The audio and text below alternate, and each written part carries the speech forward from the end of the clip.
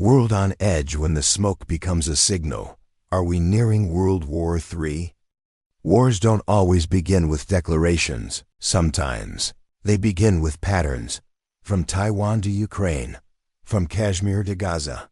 The smoke is everywhere, and it's getting harder to breathe. 89 seconds. That's how near we are to midnight, according to the world's top nuclear scientists. Closer than the Cuban Missile Crisis, closer than 9/11s.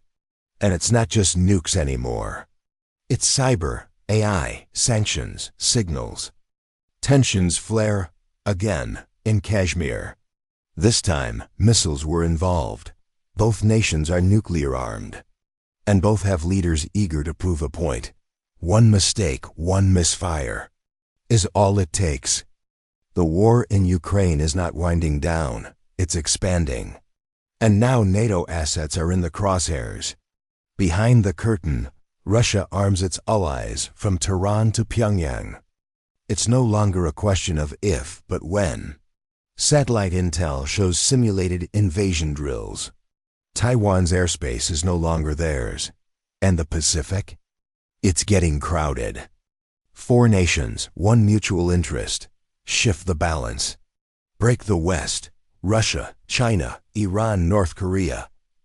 Call it what you want. But this axis isn't theoretical anymore. While powers align for conflict, the Vatican plays its quiet role. It negotiates behind curtains, with China, with Russia, even with those deemed untouchable. Not as a military force, but as a broker of influence. Some say it's the only neutral seat left. Others say it's no longer neutral at all. Forget trenches and tanks. Today's war is hybrid, stealthy, coded. 1 satellite blink, 1 hacked grid, and a whole city goes dark. War doesn't start with sirens anymore. It starts with silence, followed by synchronized collapse. This is not fear-mongering. This is watching the patterns before they repeat. This is Anton Reports, where prophecy meets geopolitics, and the signals speak before the missiles do.